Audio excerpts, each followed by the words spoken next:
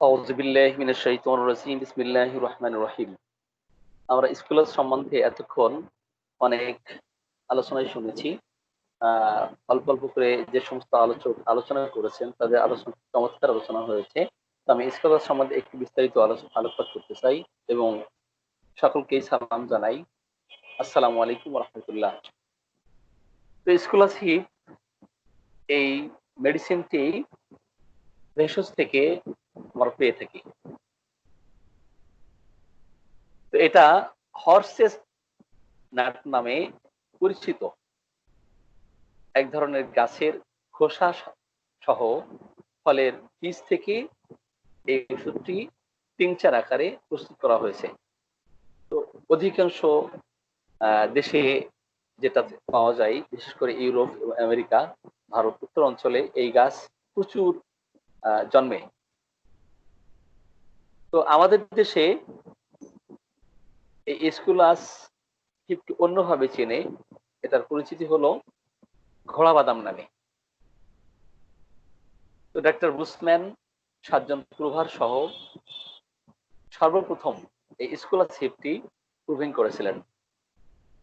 Doctor হেলের গ্রন্থে, new remedies গ্রন্থে আরো 6 জন প্রভার এই মেডিসিনটির পরীক্ষার উল্লেখ কিন্তু সেখানে আমরা দেখতে পারি।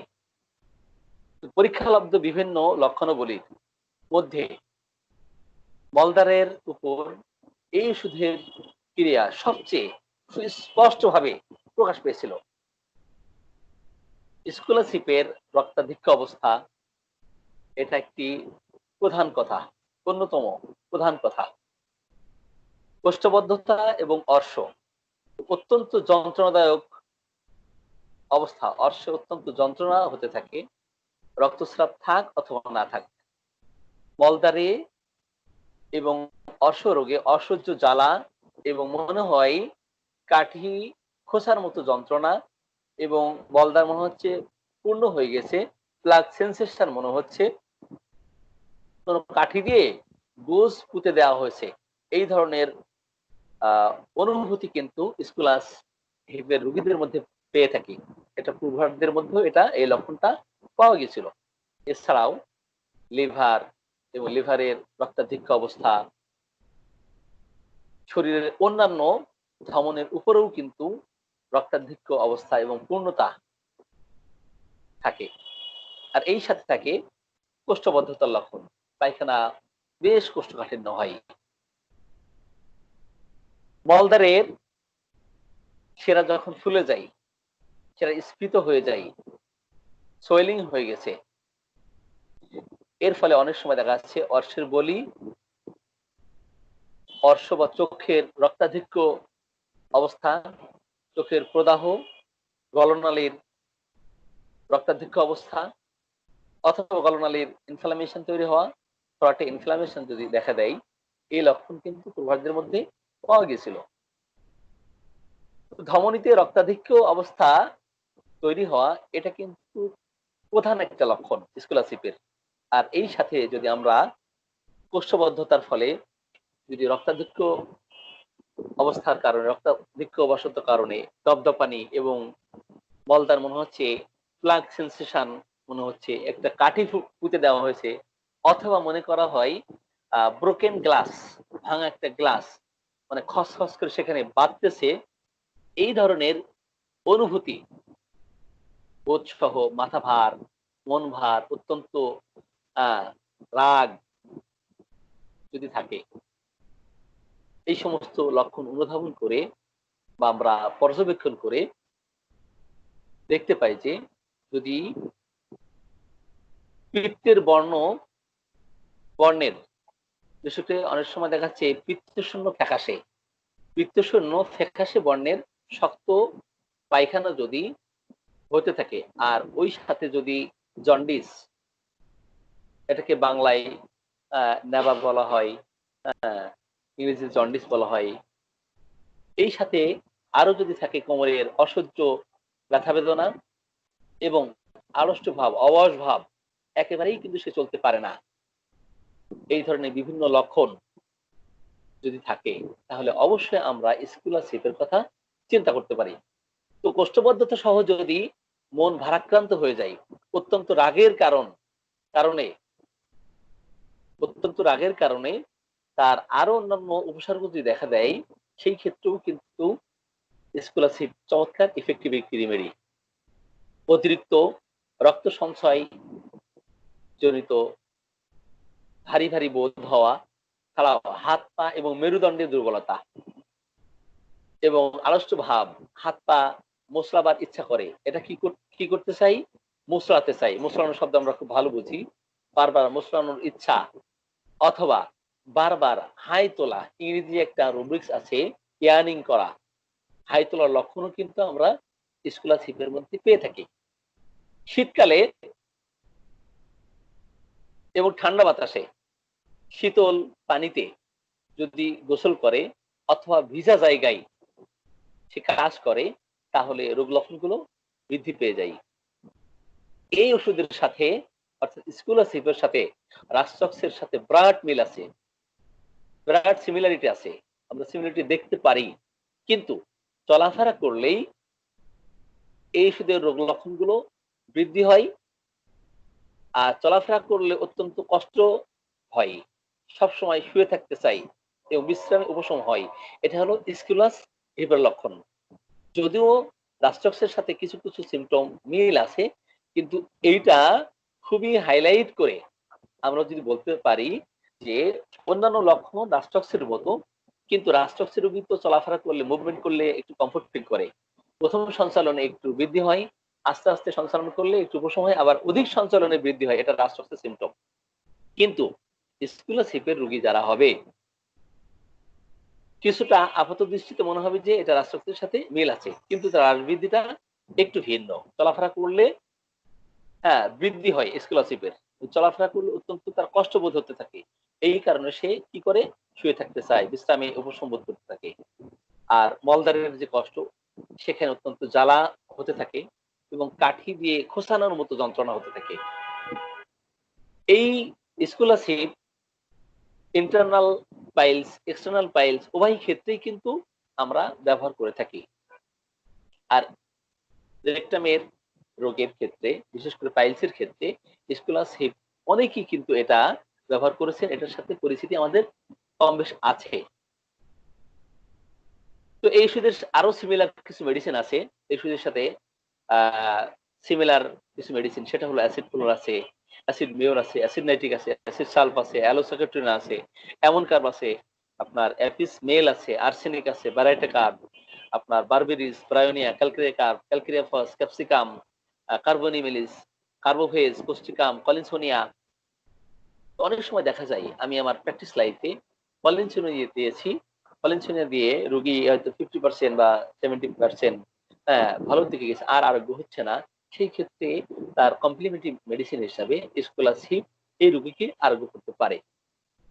আবার নাক সালফারের সাথেও কিন্তু বিরাট সিমিলারিটি আছে। এনিওয়ে, তো এই স্কলারশিপ ছাড়াও আমরা অর্শের ক্ষেত্রে আমরা আরো অসংখ্য মেডিসিন পেয়ে থাকি, রেপার্টরি ঘাটলে আরো বেশি পাওয়া যাবে মেডিসিন। তো বিশেষ করে মেডোরিনাম, লাইকো, ল্যাকেসিস, মার্সল, নেফ্টামিয়ন, নাগভামের কথা তো আগেই বলেছি, পালসেটিলা, সিপিয়া, সাইলিশিয়া, সালফার, ফুজা। তো কারো যদি ধরেন এতগুলো মেডিসিন বলেছি, কারো যদি ভ্যাকসিনের ইতিহাস থাকে, তার ক্ষেত্রে সাইলিশিয়া, ফুজা কেন হবে না? তার ক্ষেত্রে ভ্যাকসিনের নাম কেন হবে না? তো এই সমস্ত অনেক ওষুধই কিন্তু যন্ত্রণাদায়ক অর্শের ক্ষেত্রে আমরা অ্যাপ্লাই করতে পারি। এই জন্য প্রত্যেকটি ওষুধের ধাতুগত লক্ষণ, তার প্রকৃতিগত লক্ষণ বিশেষভাবে আমরা যদি মনে রাখতে পারি, আমরা যদি অনুধাবন করতে পারি, তাহলে ওষুধ নির্বাচনের ক্ষেত্রে আমাদের কিন্তু বেগ হতে হয় না। তো এছাড়াও এই মেডিসিনের আরো কিছু দিক আছে, সেটা হলো কোষ্ঠবদ্ধতা, মাথা ভার, মন ভার, চোখের প্রদাহ, জন্ডিস, কোমরে ব্যথা বেদনা। এই রোগের লক্ষণ অনুযায়ী আমরা মেট্রিমেডিক কিন্তু অনেক ওষুধ পেয়ে থাকি। এই লক্ষণ অনুযায়ী মেট্রিমেডিক অনেক ওষুধ আছে, রেপার্টরি দেখলে আরো অনেক বেশি পেয়ে যাই। কিন্তু এই স্কলারশিপের প্রকৃতিগত যে লক্ষণ, সেটা কি?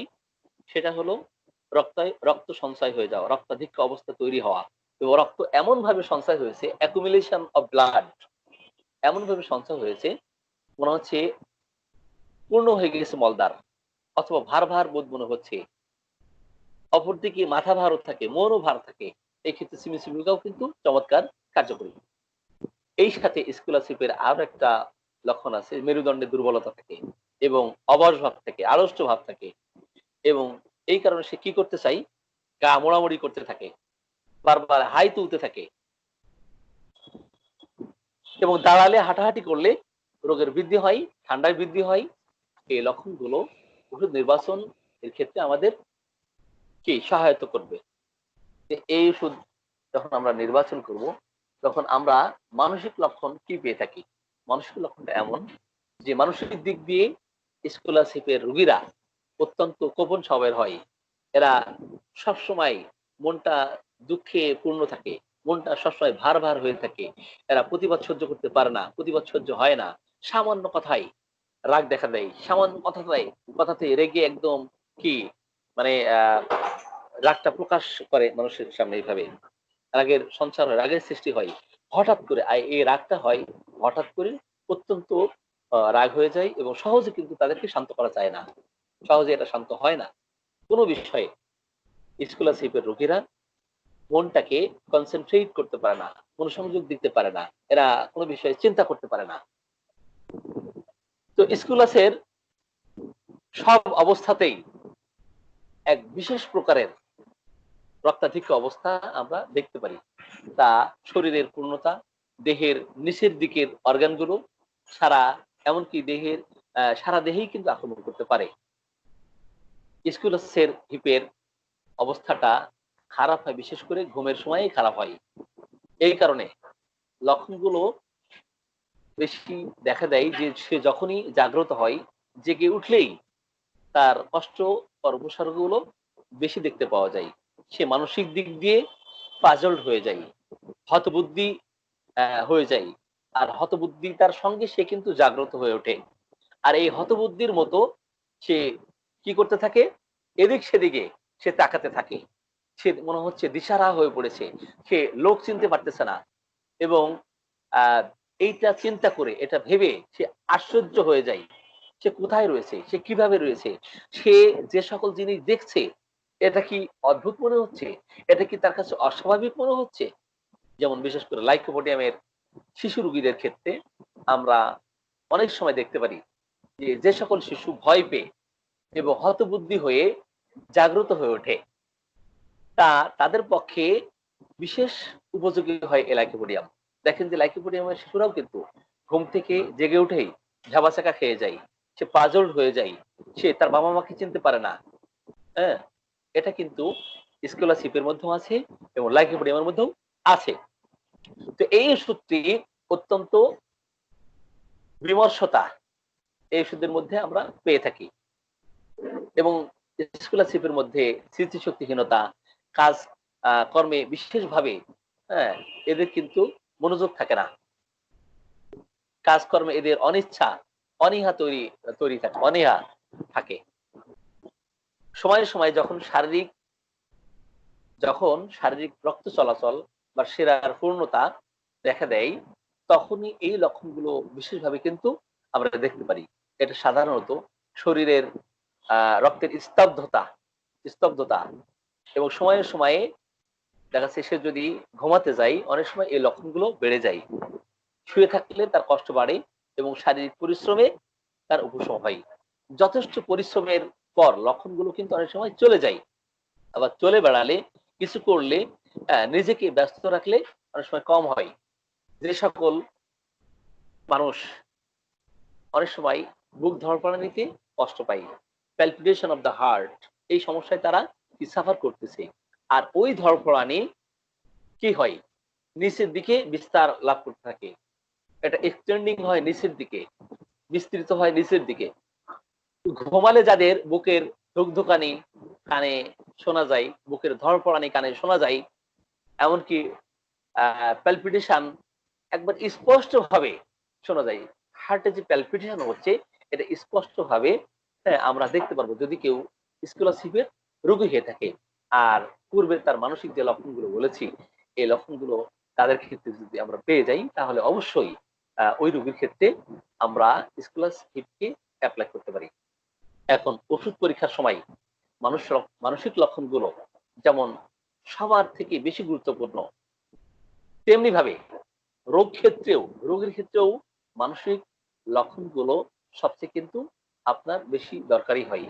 হ্যানিম্যান আমাদেরকে মানসিক লক্ষণগুলোকে, মানুষের স্বরূপকে, মানুষের ভিতরের চরিত্রটাকে, হ্যাঁ, এটা চেনার কথা বলেছেন। সেটা যেন আমরা ধরতে পারি, বুঝতে পারি, পারসিভ করতে পারি। মানুষের লক্ষণের গুরুত্ব সবার ঊর্ধ্বে। ২১০ থেকে ২৩০ নম্বর সূত্র পর্যন্ত অর্গাননে মানসিক লক্ষণ সম্বন্ধে অনেক কথা বলা হয়েছে। তার মানে এটা নয় যে হোমিওপ্যাথিতে মানসিক লক্ষণের গুরুত্ব আছে আর অন্য কোনো লক্ষণের গুরুত্ব নাই, এমন নয়। তো এক পা বিশিষ্ট যেমন মানুষ হতে পারে না, অনুরূপভাবে এই ২১০ থেকে ২৩০ নম্বর সূত্র নিয়ে কখনো হোমিওপ্যাথি চলতে পারে না। তো একজন প্রভারের মধ্যে আমরা যে সমস্ত লক্ষণ পেয়ে থাকি বই পুস্তকে, এই সমস্ত লক্ষণ যদি আমরা রোগীদের ক্ষেত্রে অধিক সংখ্যক সিমিলার সিমটম পেয়ে যাই এবং কিছু কিছু অদ্ভুত লক্ষণ পেয়ে যাই, আনকমন লক্ষণ পেয়ে যাই, হ্যাঁ, রেয়ার লক্ষণ পেয়ে যাই, তো সেই ক্ষেত্রে তো সময় সহজ। এনিওয়ে, তো সবচেয়ে ভিতরের লক্ষণগুলোই কিন্তু মূল্যবান। আপনি দেখেন, সেটা মানসিক হোক অথবা শারীরিক হোক, আপনি এনার থেকে যত এনারে ঢুকতে পারবেন, ভিতর থেকে যত ভিতরে ঢুকতে পারবেন। একটা এক্সাম্পল দেই, যে আমার মাথা ব্যথা, এই মাথা ব্যথা, আমি চ্যাপ্টারে ঢুকলাম হেডে। তো স্পেসিফিক কোন জায়গা বলতেছে, ফোরহেড, ফোরহেডে আমার মাথা ব্যথা। তো কোন সাইড, বলো বাম সাইড। তো বাম সাইডের স্পেসিফিক কোন জায়গা, বলো টেম্পলে। তো টেম্পলের এখান থেকে ব্যথা শুরু হয়ে চোখের বাম দিক থেকে ডান দিকে প্রসারিত হয়। এই ব্যথাটা কিসে বাড়ে, কিসে উপশম হয়, তখন রোগী বলতেছে এই ব্যথাটা সকালে ঘুম থেকে যখন আমি জাগ্রত হই, মানে সকালে বাড়ে। রোগী বলতেছে সকালে বাড়ে ব্যথাটা, কিন্তু সকালকে আরো স্পেসিফাই করতে হবে। এটা উইকিং এ বৃদ্ধি হয় অথবা রাইজিং এ বৃদ্ধি হয়। এখন রাইজিং আর উইকিং এই দুইটা শব্দ কিন্তু একটু পার্থক্য আছে। ঘুম থেকে জেগে ওঠা বা জাগ্রত হওয়া, এটা উইকিং। আর to erect from the bed, to erect from the bed is called rising. তো বিছানা ছেড়ে খাড়া হয়ে উঠে যাওয়া, সেটা রাইজিং। তো দুইটা কিন্তু পাশাপাশি রুব্রিক্স, এবং এইটা যদি আমরা চিনতে ভুল করি তাহলে মেডিসিনও ভুল হয়ে যাবে। এই জন্য হোমিওপ্যাথি খুবই সূক্ষ্ম বিষয়, খুবই সূক্ষ্ম বিষয়, এগুলো আমাদেরকে খুব ভালোভাবে পর্যবেক্ষণ করতে হবে। এনিওয়ে, তো রোগী বলতেছে আমার কি জাগ্রত হলে মাথা ব্যথা বেড়ে যায়, এবং স্পেসিফিক টাইম কখন, বললো যে সকাল 7টার দিকে। এরপরে আরো অস্বাভাবিক সে লক্ষণের কথা বলতেছে, ডাক্তার সাহেব আমার তো শুধু মাথা ব্যথা উপশম হয় তখন যখন আমি কি অনেক ঘেমে যাই, অনেক প্রস্রাব করি, অনেক প্রস্রাব যখন হয়ে যায় তখন মাথা ব্যথা কমতে থাকে। দেখেন, এটা হলো কনকমিটেন্ট সিমটম, এই কথা আমি আগেও বলেছি। যাই হোক, এই লক্ষণগুলোকে আমরা পর্যালোচনা করব, মূল্যায়ন করব, মূল্যায়নের ভিত্তিতে আমরা মেডিসিন সিলেকশন করব।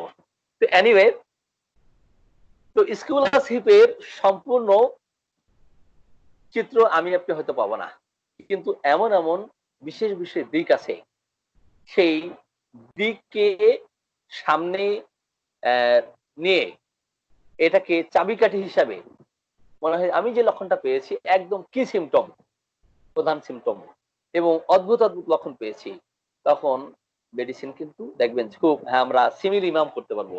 আমরা অধিক সংখ্যক ডাক্তার কিন্তু সিমিলার করতে পারি, মোর সিমিলার করতে পারি, কিন্তু মোস্ট সিমিলার করতে পারি না।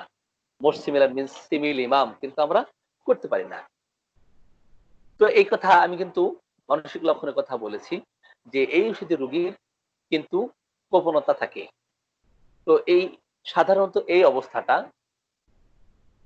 দেখা যায় স্কলারশিপের মধ্যে আছে এবং অন্য ওষুধের মধ্যে আমরা পেয়ে থাকি। আর এই সাথে অবসাদগ্রস্ত ভাব আর বহু ওষুধের মধ্যেই কিন্তু আমরা দেখতে পারি।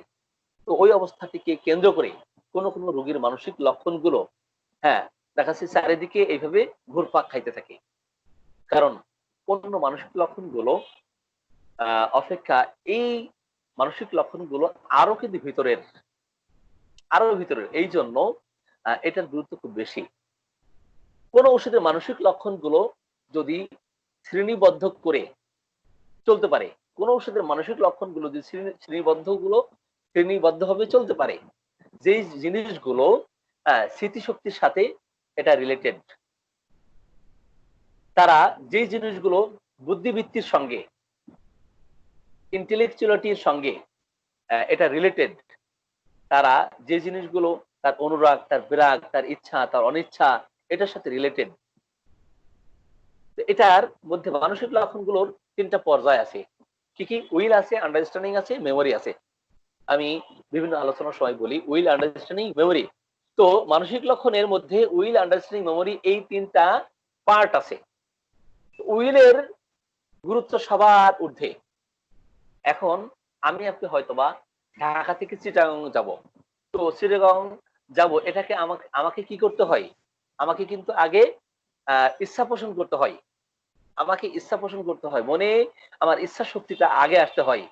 মন এটা বিশ্লেষণ করে দেখে, মন এটা বিশ্লেষণ করে দেখে আমি কখন যাব, কিভাবে যাব, ট্রেনে যাব, হ্যাঁ কোন সময় যাব, বাসে যাব, লঞ্চে যাব, কিভাবে যাব, এটা মন বিশ্লেষণ করে।